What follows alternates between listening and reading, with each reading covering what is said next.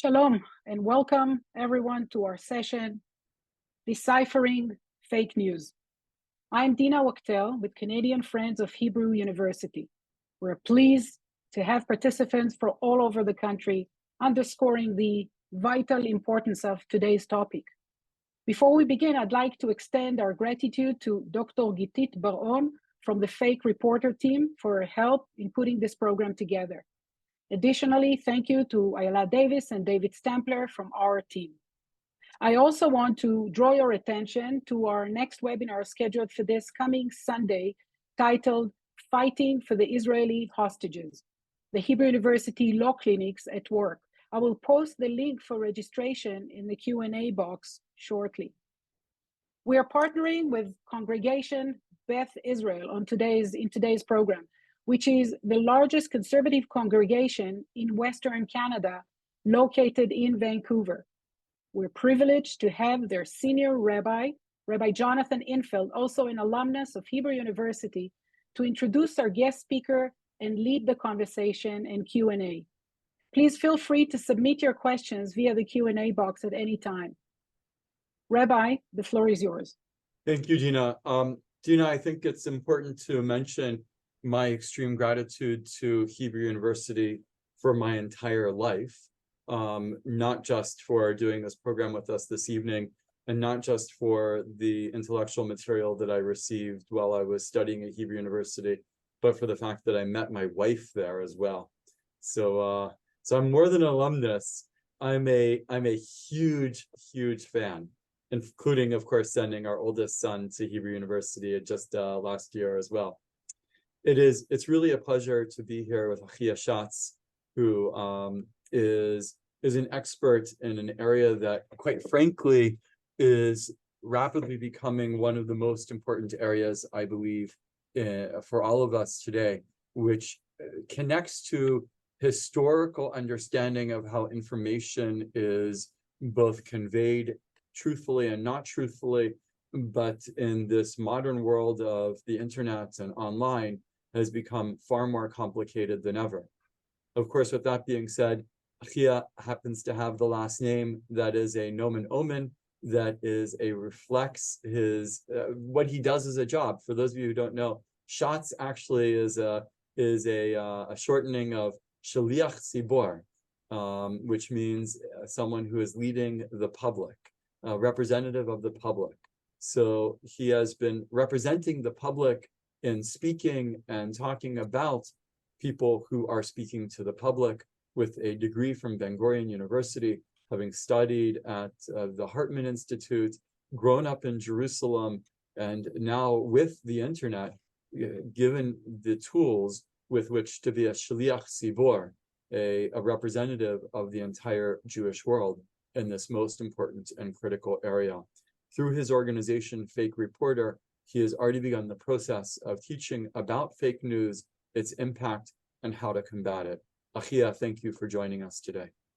Thank you, Rabbi, for your kind words, and thank you all for inviting me and for organizing this call. Do you want me to go straight at it? Okay. Please. Achiya is going to share with us a presentation, and after that, then we'll field some questions and we'll continue from there. Thank you, Achiya. Okay, so I'll say a few words about me. My name is Achiya Schatz, as you've been told. I grew up in the outskirts of Jerusalem. Today I live in Jaffa. All my life I was very, very connected to the internet, like many of you, I'm sure, but I really grew up with it. And I think that I saw how this promise of liberation that came from the internet, the social platforms, and our phone, became in many ways our concern, our threat, and many times our jail. Not just a jail, I mean our conceptual and our cognitive jail. And I think that today, in times like this, we see it the most. And I'm going to dive a little bit more to it in the second part, when we'll speak about what's going on since the beginning of the war and what we've been doing. I want to start with showing you a little bit about ourselves. Fake Reporter. Oh, I didn't share. 1 second. And if you have questions, you can write it. And if it's critical, just someone burst in and say, Achiya, there's a question that is really important to answer. So feel free. Okay, so we're going to talk today about fake news. Fake news is a very, as you know, charged term. It's from the family of disinformation. We see there's different ways of wrong information coming to the world. Some of them are fake. Some of them is disinformation, which is like more malicious use. Some of it is misinformation, not maliciously, but just people by mistakenly share wrong information, and we're gonna see how all of this comes together in the time like this. A little bit about Fake Reporter. What we do, we try to leverage crowd wisdom in order to make the internet a safer place. We do it by combining both the public and the voice of the public together with tools and experts and AI and so on, in order to deal with different kind of malicious activity online. We started from a need of the public. We're an NGO. We come from the public interest, and we realize that people are keep getting attacked online and lost online, and there's very little that they can do about it. There's no one that they can turn to. So we opened the organization and we said, just start flagging information to us. If you see a fake profile about something that is a racism, hate speech, anything, flag it to us. And we collect this information and we go down what we call rabbit holes of the internet, like all those like stories to come out and present researches that show not just the event itself, but also methods and patterns and hostile players, less whack-a-mole the lies, and more bring understanding and knowledge to the people so they can combat and be agent against misinformation, disinformation, hate speech, and violence by themselves. Achiya, if can I stop you for 1 second? Yeah. Used a word that I think you might use again, that some of us might not know. What is a bot? Great. A bot is actually something on the spectrum between a human that is operating the internet and creating for himself image on any of the social platform. The bot in that I'm using it in the, I'm referring to a specific term of bot.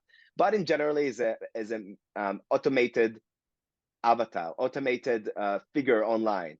When you speak to, let's say, your bank through a chat, and you get all those answers that are seems to be very automated or very like categorized, that's usually a bot.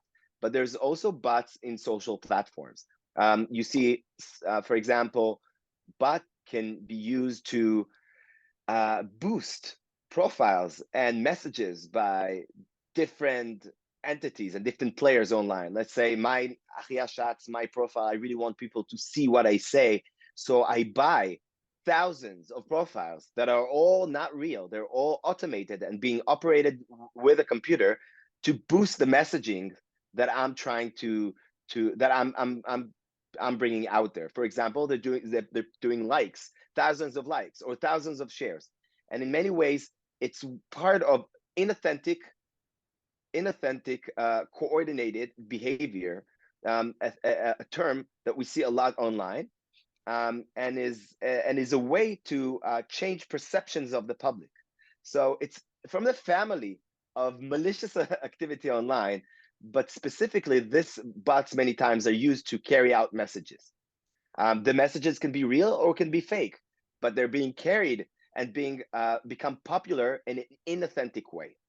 That's what usually bots are. And that maybe leads me to the worldwide wild web. In many ways, malicious activity online exists very freely online. There's no ethics, there's no rules, there's no borders, there's very little regulation. And the companies themselves not necessarily doing the best they can in order to keep us safe online. And you can see some of the problems that we encounter here. Fake reporter users consume, Facebook users consume more fake news than users of Twitter, other social media site. Study says. You can see men are share sick fantasies of murdering women on TikTok. we have everything there. And because there's no boundaries, and many times you can be anonymous, people are using it for bad. But in the end of it, it's the people's problem. In many ways, it doesn't stays in the hands of the government or the tech giants. In the end of it, we are the ones that are left uninformed, unprotected, and can't defend ourselves from the attack, because these are giant powers, and they profit from our voices, from our activity, and they avoid accountability.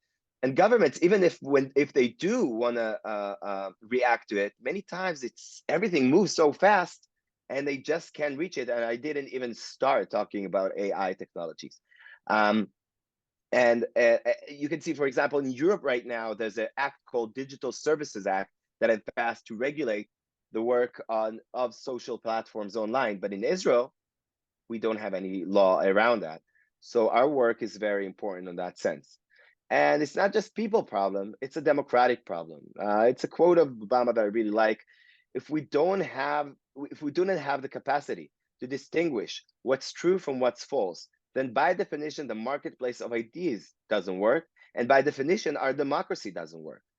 This sheer, I think of this like perfect quote, really capture in many ways the essence of what is broken in social discourse, in digital discourse online, not just in Israel, not just in the US, all around the world.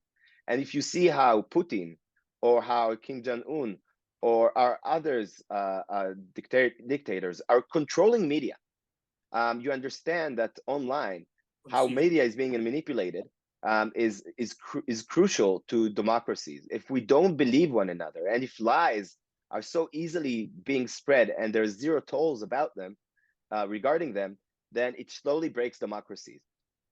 I'll go back to that later. It's a very important point for me. Why is it so important now? I think you'll understand.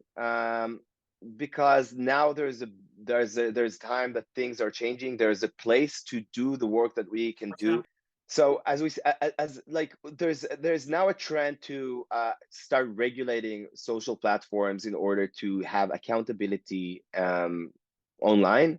It's really important, but in the end of it, right now, it doesn't really work so much.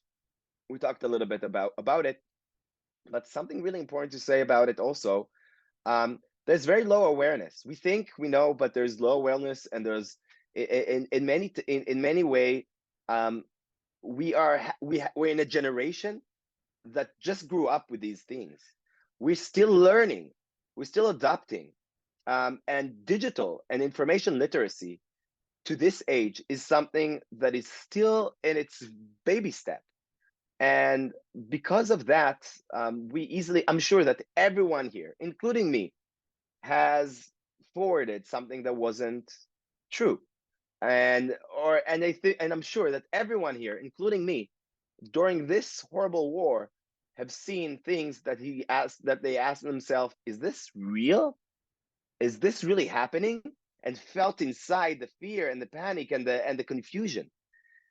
So in many ways, the current solutions don't work, not just because of the social platforms, but because it's really, really just the beginning. So we understand that a reporting platform that works, like people send us stuff that is for the people and with the people, is the solution. We believe people are the agents. It's a little bit like a pandemic. When people are immuning themselves by educating themselves, by learning how to deal with fake news and malicious activity online, then they are becoming not just immune to and critical thinkers about information, but also they're stopping the infection, because they are not forwarding the information to others.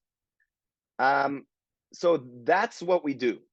We do it around the clock, and along the years, and Israel has been through a lot in the past few years. Every political or social crisis or event, there is a rising peak in all the things that are happening online as well. And in it also, foreign entities coming. For example, Iranian operation. When there was the judicial reform, Iranian operations entered and tried to polarize more and more us and between us. Why? Because they understand what I said before. When people stop believing in themselves, when people are polarized, but when people are hating each other in the online digital world, democracy crumbles. And it's a Russian Iranian doctrine that is part of the way they think about attacking democracies all around the world, and especially in Israel. So we're doing a lot of work in security and economics and national security, of course, and politics. And we do it because every phenomenon online has every event in the real world has an event in the virtual world, and we just work around the clock. What do? We collect information from people, trusted partner, researchers, and a little bit automation. It's go through a system, we verify it, and then we try to make an impact wherever we can make an impact. Working with decision makers and tech companies and media and security forces and of course NGOs and other partners. We'll go over this. What happened from the 7th of October? So I'm sure some of you experienced a little bit like what I experienced. I woke up, for you it was a little bit different time, but I'll tell you what I had. I woke up in the morning really early. My communication manager calls me and said, listen, there is something going on in the South. It was really early. It was like around 7. Before we knew what was going on, there's something going on in the South, and we need to be on it. Why? Because right away people ask us, is this real? Is the thing that we see there is real? And the first thing I remember I saw was a video of a terrorist from the eye of a door.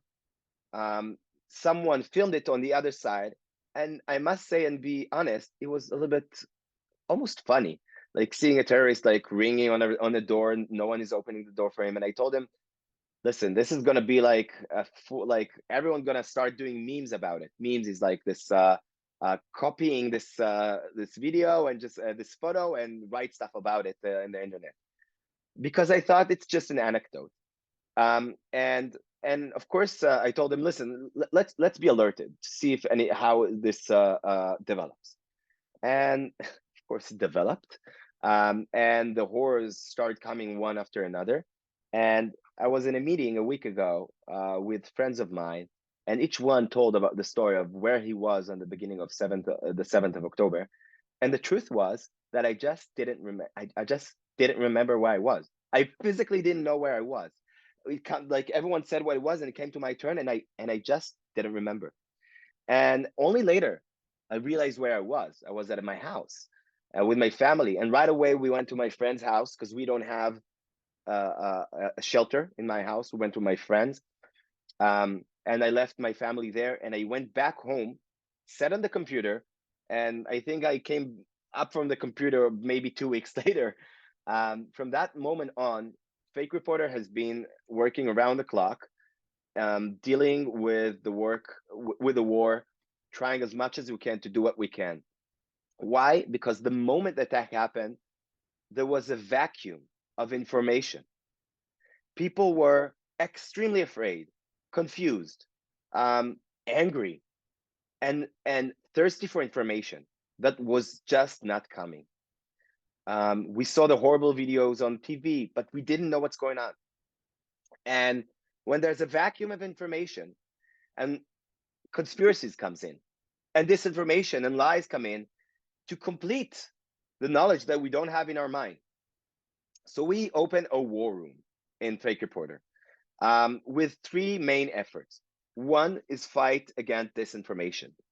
We have a team that sits around the clock and just bring all kind of unverified information online that we get from reports from the public, and we verify what's going on there or refute, and then publish it online on our channels, but also work with the different Israeli security forces and bodies, and of course the media in Israel and media all around the world. Maybe you've seen it, like New York Times and NPR and BBC and CNN and anyone you just want. We just work around the clock to make sure that those lies are taken down. Why? Because people are living in fear. And also it's demoralizing us, and we'll go a little bit into what it does to us. Second, we work around the clock with a team that monitor and prevent organized violence online. In the moment of the attack, the fear of people was leveraged by extremists pushing people to organize online and start attacking on Arab citizens of Israel. And I don't know if you've seen since the beginning of the attack, Arab citizens of Israel has been heavily attacked and criticized. Even though till now we've seen like an amazing cooperation and even help from citizens of Israel, from Jews and Arabs. Many of them are now not just live in fear, but also attacked by extreme right-wing groups that are organized to attack them.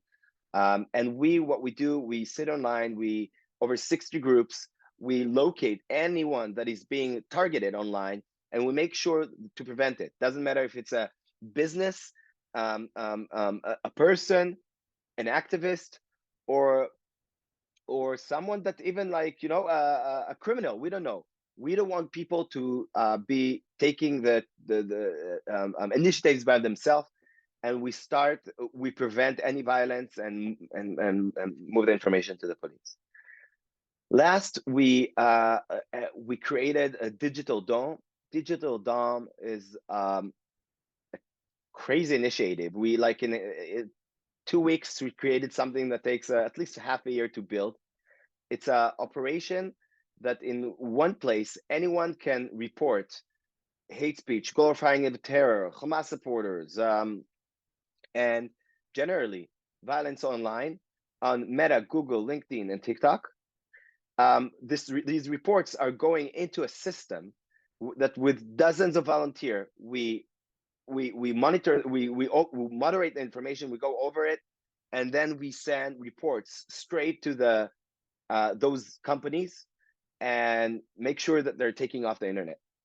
We already have tens of thousands of reports that we already went through, and it's work around the clock. And as you can see, those three efforts are taking a lot of my time and my team. It's life-saving efforts. I really think it is. I'll show you a little bit about it. This is Digital Dome. You can just write digitaldome.io and see how easy it is to report on malicious activity online. Yeah, we talked about that. And here are some examples that I want to show you of like domestic conflict violence. For example, they're putting a photo of, like, again, this is extreme right organization, putting photos of babies saying like, let's kill today the terrorist of tomorrow. Or I want to open a group for people that are ready to execute terror attacks on Arabs. It's hard. I don't want a lot of people. We need to find it. We need to arm ourselves. And it's really, really, really dangerous, because it's not just about protecting human lives, innocent human lives, so people that didn't do anything and except being Arabs. It also, and we've been approached by, I'd say, high-rank security personnel. It's also the huge risk and of opening another battlefield between us, between Jews and Arabs, between inside Israel, a very complicated and a very complicated battlefield that's going to take a lot of the efforts we're invested in right now in securing our borders.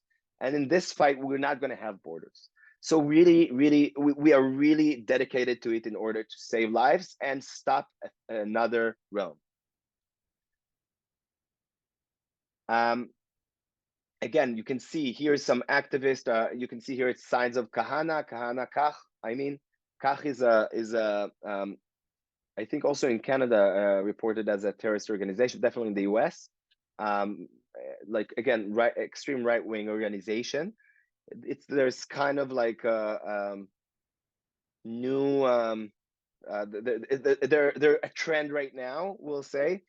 Definitely also with the fact that the minister of national security in Israel is a Kahanist, Itamar Ben-Gvir, and it's really, really hard to deal with it. We've been doing that for about 2 years now, since May 21 event, where 100 groups were organized on Twitter and Telegram to attack, to initiate attacks between Jews and Arabs.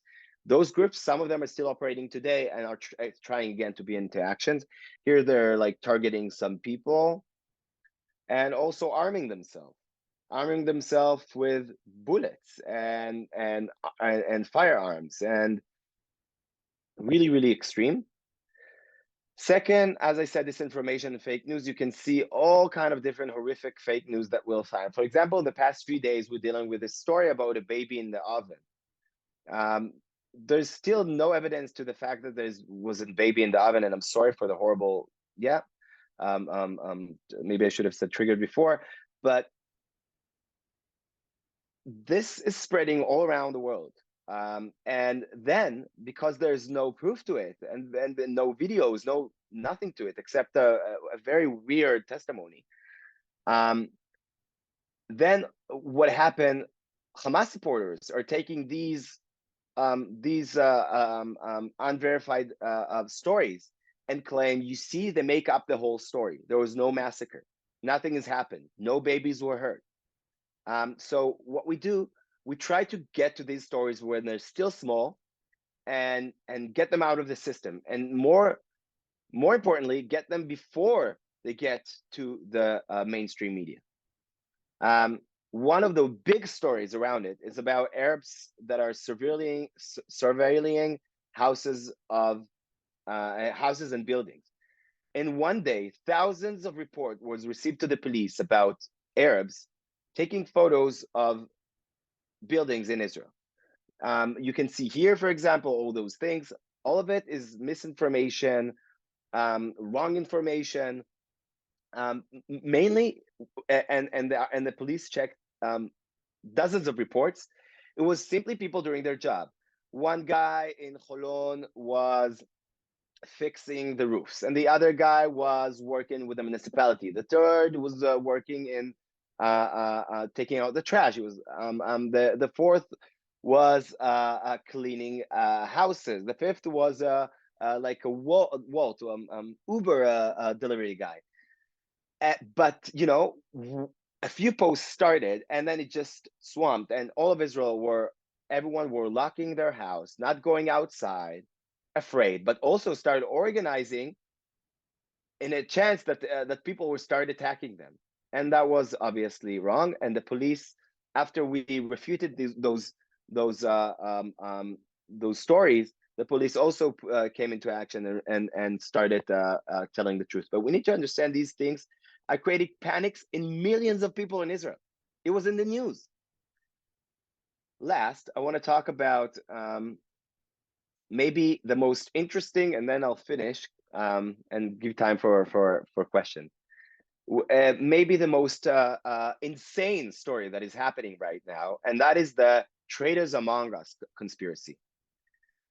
There's a conspiracy running right now that like 9/11 was an inside job, that also 7th of October was an inside job.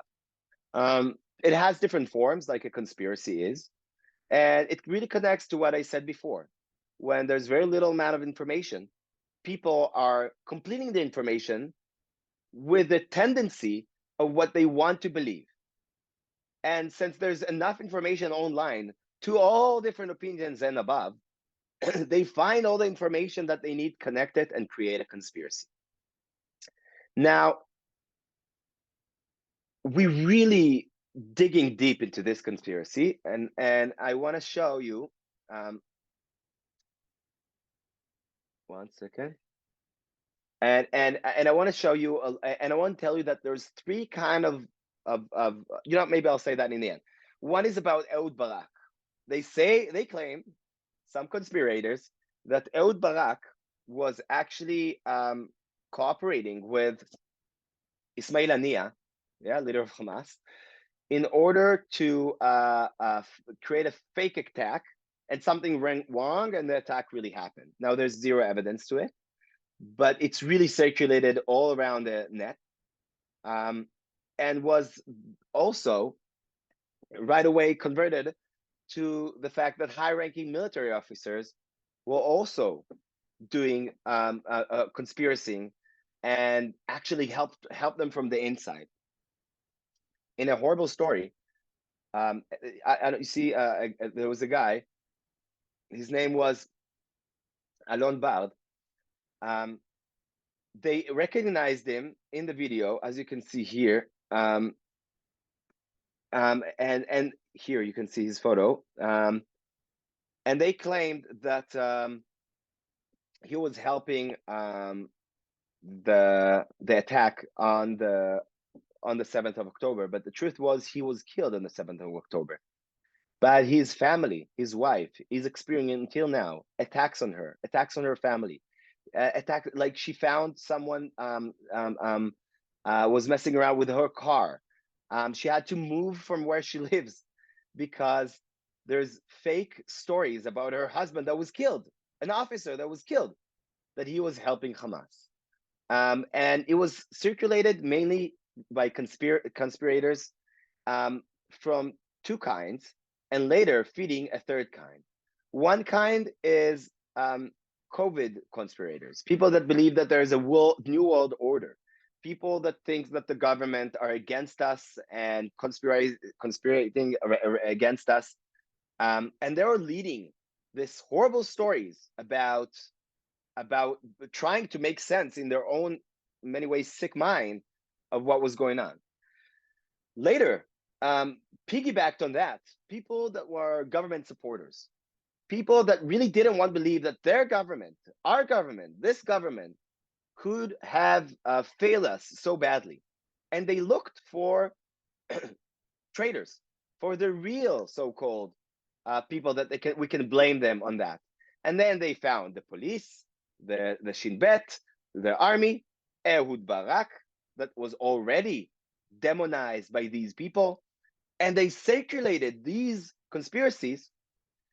And in the end of it, these conspiracies also reached the opponents of the judicial reform. Now, Shikma Brester is the one that wanted to do that in order to take down the government. Horrible, horrible stories. Of course, zero base to it, needless to say. Also, of course, Arab citizens of Israel were dealt with that. But I want to tell you that it's not just that. In the end of it, we've seen it ended up in the hands of the Hamas supporter. Hamas supporters are now circulating these conspiracies, saying, look, it's Israelis are claiming that, in order to justify their act and in order to spread the lie that the attack was initiated by Israel in order to attack Gaza. That's how bad conspiracies are. And again, I'm going back to the three different, understand how the conspiracy works. People are just like completing missing information in their mind. Many of them conspirators from before, then piggybacking on them people that want to push away the criticism from their government, from their leaders. And then you see supporters of Hamas trying to are adopting those horrible conspiracies in order to justify their act and in order to deny the attack that happened and on Israel on the 7th of October. I want to finish with how to spot fake news. I think I made a case. Why is it important? So you need to ask yourself a simple question. Is there an identified addressor to the message? Can I trust the person who wrote and distributed the news? Is what I'm reading an opinion or a fact? Does what I'm reading make me feel rage? This question will help you understand that you're seeing something that is maybe you should question. And we always say, before you move, you spread anything forward, you should just breathe for a moment. Look at it again with critical thinking and that would do half the job. And second, I would say try as much as you can consume and distribute news from traditional media and verified media outlets, especially now. We're in such critical time. The attack continues. The war continues. There's soldiers being killed. Don't just spread news online through WhatsApp groups and Telegram groups. Wait with it. What to do with what you find? You saw something racist, something anti-Semitic, some glorification of violence, or a very verified fake news. Send it to us, to digitaldome.io, and we'll take care of it. This is exactly what we try to do. But definitely don't pass it forward and say, hey, look at this. Okay, that's a little bit about what we do now, and I want to stop and give you time for questions. I'm sorry if it was a little bit too long. It's definitely not show everything that we do, but I think gives you a sense of what is Israel dealing with, and I'm sure you also right now in the information war around the war. Yeah, kol hakavod, this was excellent, and the reality is that this obviously you just hit the tip of the iceberg, and we obviously could go on for another hour or two discussing this most important topic. There are a number of very good questions in the Q&A. I have a few other questions myself. I do want to ask you, just to begin with, how do you and your team go about recognizing and verifying what is fake, and what tools do you actually use at Fake Reporter in order to be able to do that? Okay, so 1 second. I'm just asking my partner to bring me a charger. Okay, how do you verify any fact, any piece of information? The first rule is you don't necessarily can. Many of the information you just can't refute, and that's a problem of the online world. We're specialists of OSINT, open source intelligence, is collecting and verifying and understanding and using information from open sources online. We don't hack, we don't do cyber things, we don't do illegal things. We know how to look for information online. What we do, we have teams that they work in shifts around the clock. We get a report and we send it in a WhatsApp group that we have our specialists all together, and we give someone the job to do something with it. And it's a lot of it is brainstorming of how do you attack this piece of information. Usually what we do, we try to first and foremost, and this goes to media, media content, not just text, media content. Media content, we usually try to look to see if we can find it in anywhere else. You can do, for example, any of you can just do on the photos that you see, a right click and do a search in Google Lens. Google Lens will let you it's a very easy trick to see if what you see in front of you maybe was spread before. So we look for the piece of media.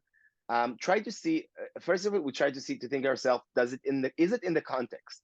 Many times information is real, but it's not in the context. If I'm right now seeing a bomb, like an armed vehicle being bombed, and it looks real, it's probably real, but maybe not from here. Maybe it's from Ukraine. Maybe it's from the fight from Syria. I don't know. So we're trying to understand where it's from. We can recognize the vehicle. We can recognize we can geolocate the area by like understanding where it is in the world. And we can look for the information online and see, is it maybe from, was published before? That is true for pieces of media. Other times, for example, when it goes to an event, did it happen or not? We're trying to ask ourselves, what is, who can help us understand and know more details about it? We know how to connect the army, the government, of course, different ministries in the government. We know how to reach experts of different realms, and so on and so on. So we really, it's about looking for information online and know how to find it and where to find it, looking and understanding how to search for information on picture and how to see a picture or a video and have the right connections with the right people. And it's very important to do it really, really fast, as fast as you can. I want to say also something. It's always good to know and see who's the person that spreaded the information. Many times we're trying to look for patient zero, like the first distributor of the information, and that helps understand who benefits from the information. But generally, there's no magic in it. It's like a quiz. Many times you just need to see if you have the ability to find the right way to unlock this quiz. And yeah, and it's a lot of work. You bring up a very interesting point, actually, earlier in what you said, because many mainstream legit news sources that are smaller media sources will use pictures from something connected, but a previous event, or someone's interviewing me about an issue today, but they use a picture from me from when I had more hair. But that was a long time ago. Exactly, a long time ago. It works, but it's somewhat deceiving. And I see that all the a lot time. of it is a matter of context. It's a matter of context. Information many times is real, but it's just presented in a way that is confusing or misleading the people. Okay, I wanted to ask you, some... what are countries like Israel, democratic Western countries, doing about this problem, considering that this is really a problem that's affecting all democracies, and in many cases being used as a weapon by Iran and by Russia specifically to target Western countries. Is there a collective force in democratic countries in order to try to fight against this? So not really. There's understanding of the problem. I think a growing understanding of the problem, but it's more complicated than that. And I'll say why. Populist leaders around the world are enjoying the fact that they can spread disinformation or lies or thoughts with zero accountability to their own good. And we see it all around rising populist leaders in the democratic world.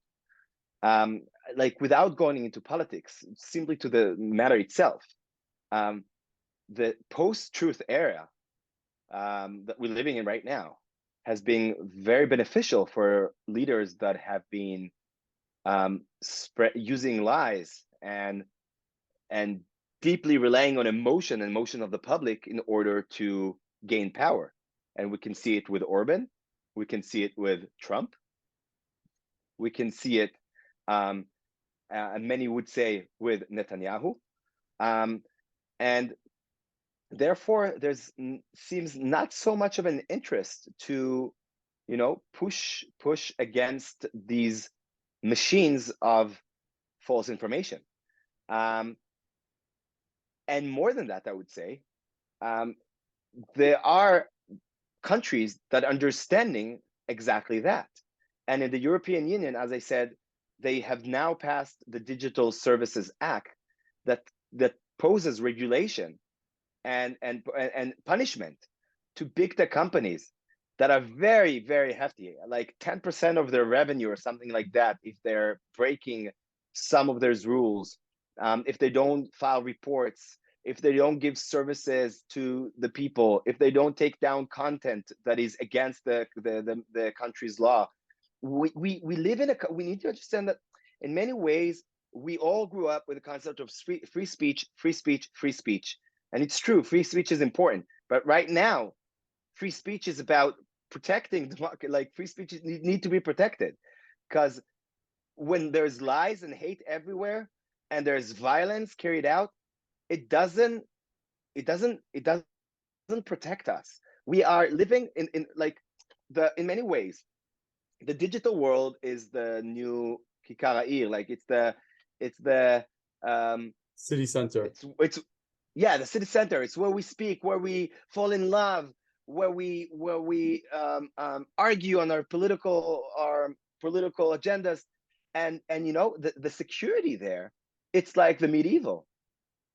If someone is sexual harassing online a woman, he just goes on with continues, and no one's going to do anything about it, especially in Israel. Yeah, it's not the police would come, find him, and arrest him.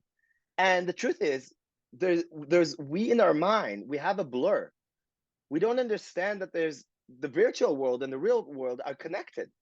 If someone is sexually harassed online, it's not that their avatar, their Facebook page has been harassed. No, it's me, it's her. And studies show that when a woman is attacked online, there's about 90% that she's not going to be writing again about issues online. And that's, you know, in many ways cleaning this new social sphere from women. So it's just an example of Right. what of the application of these things. I mean, right now we're talking about primarily you're absolutely right. We're talking about online misinformation connected to the war and related issues. But of course, the whole online gender harassment issue is a very important subject all into itself. And in fact, you know, I interviewed for Slichot before Rosh Hashanah, Monica Lewinsky here in Vancouver about that very issue and about being the first person harassed online as an individual. Wow. So I want to try to get some of it was very powerful. She was amazing. I want to try to get to some of these questions that have been asked. Excellent questions.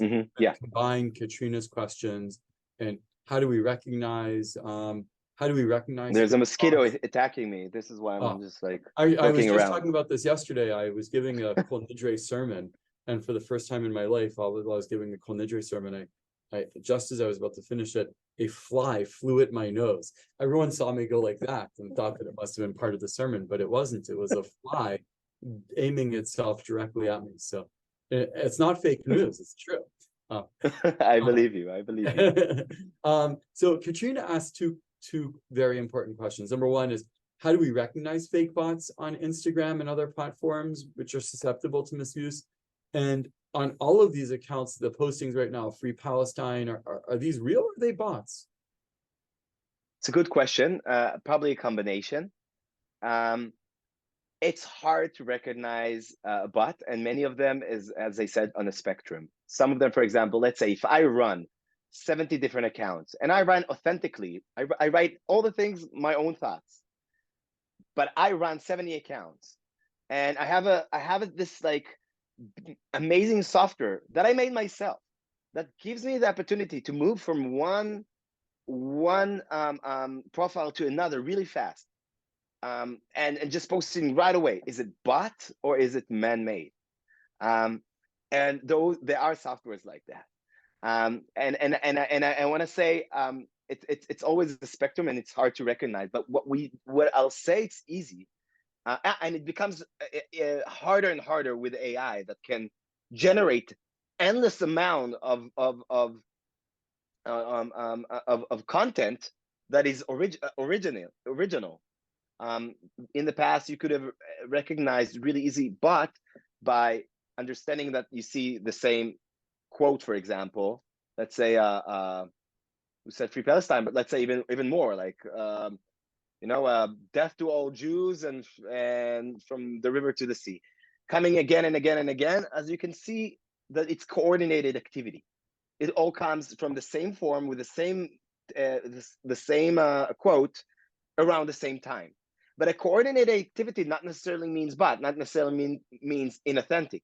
Maybe me and my friend, all of us now, decide right now we're gonna go to the Hamas page and say there's no place for terror on earth together.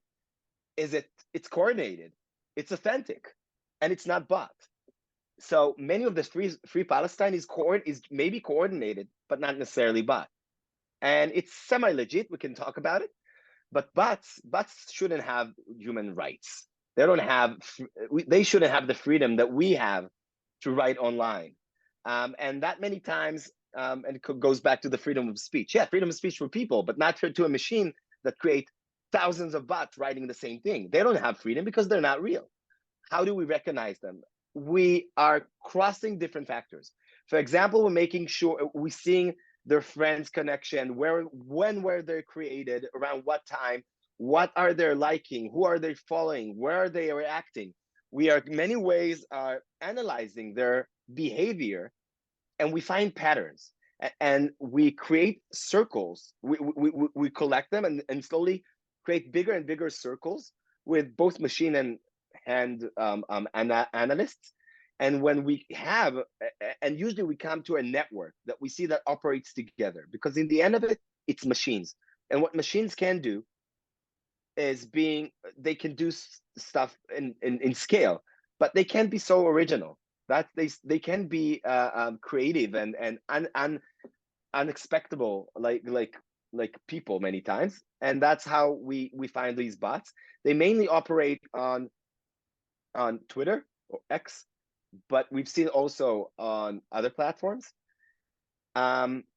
Usually, another way to see is if you see a post with many reactions or many likes, and you enter the likes, and you see that they all don't have, they all seems in the same way, have the same username almost with a different number, like Achiya Schatz 1, 2, 3, 4, 5. That's usually bots, but bots are becoming better and better and better with time. So we're reaching a time that you not necessarily can recognize a bot. That's the truth. It's one of my great fears of AI in general is malicious actors out there in the future. I mean, it's going to be more and more difficult, I think, to determine. Yeah, they're gonna hack. There's gonna be a hack. I think Yuval Noah Harari said it really beautiful. And they're gonna hack the way we communicate. The AI hacks how and learn how to talk to us, and that is very scary because that's how we understand the world. So I just Bekitzur, there's two questions that are very similar, Bekitzur, because we're short on time. Yeah, I'm sorry. You could, no, not a problem. Do you think you could just, first of all, is there a part of your website that is in English, or is it only in Hebrew? Yeah, I think we changed the website. We were working it before the war, and then the war happened, and I'm not sure that we finished the work on the website in English.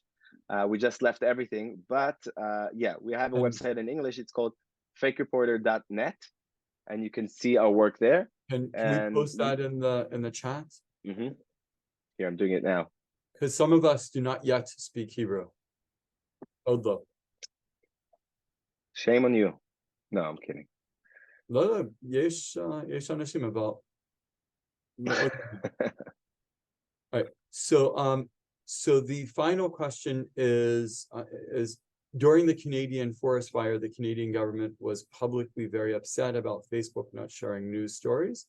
If the government cannot share direct, simple, and urgent messages during emergency effectively, how do we improve?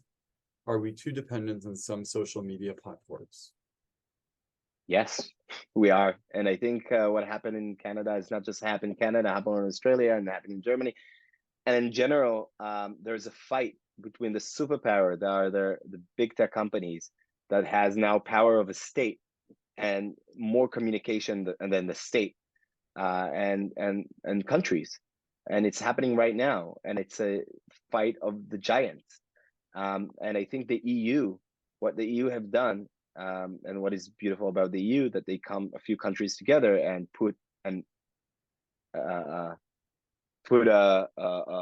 use its power against those big tech. But small countries, they cannot. Israel, we can't do anything about it. I've been in the Ministry of Communication, in the committee that tried to think about regulation, and the main problem is that even if we do pass a law, why would Facebook or Twitter care about the law that we've passed? They don't care. And that's a huge problem. What I think Canada and other countries should do is adopt what is happening in the Digital Services Act in Europe, and then it's much easier for the for the tech companies and for the country, because it's just replicating replicas of what already they can do. But that's a huge problem, and I think maybe the number one problem in the future. Like, they can really, we don't have power as people over those those social networks, and I don't really have a solution for it yet. So I want to first of all say thank you to Dina and to David and to Hebrew University for putting this together, for doing this program in cooperation with Beth Israel and presenting it to all of Canada. We greatly appreciate it.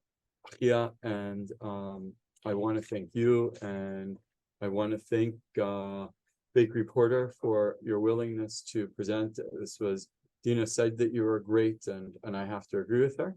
It was a fabulous program. I look forward to meeting you in person, either in Israel or hopefully sometime soon in Vancouver, where hopefully we can have you teach, because of course we just scratched the surface. And talking about scratching the surface, I want to finish on just the question of in 10 years, where will we be in 10 years with fake news? What do you predict? Wow. I'm not sure I'm carrying good news regarding that. I think it's going to be a huge problem. I think we're going to be in a fog of what's real and what's not. I think we'll have to be very careful with what we're consuming and what we're producing regarding information. But maybe, and that goes back, like Finland, for example. Finland has created as they understood the disinformation coming from Russia is a national threat to them. So they created programs for kids and grown-ups of digital literacy and information literacy, and they're teaching all from the core how to consume information. And they're winning fake news right now there.